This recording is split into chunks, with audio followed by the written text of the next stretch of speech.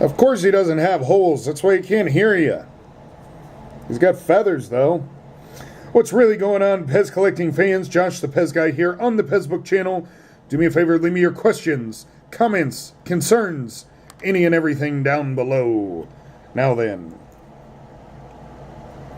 What a cool Scrooge dispenser. No, this isn't a Donald Duck where they just fudged it together. See these feathers? Those are the Scrooge feathers. You can see the one on this side as well. There's no holes for a feather piece. These injection mold companies, especially ones in Brazil or Hong Kong, are notorious for shaving out as much plastic as they possibly can and still have a piece that they can sell. And the regulations weren't really big on the Walt Disney thing, so yeah, let's let it pass by.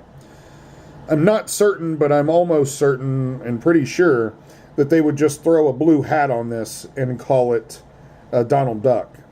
Again, PEZ is notorious for reusing the heads, so I don't see why they would have done it any differently in Brazil. It is a different hat mold. You can see how it's kind of rigid up here on the edges. Plastic head spring. And of course, the thing that makes it Brazil, the blank stem with the poorer quality plastic. And if you look at the inner sleeve is not that of a USA sleeve. The USA sleeve will have that circle on it. I'll actually do a separate video so you guys can contrast and compare them.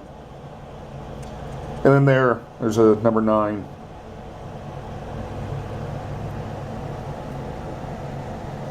So until next time.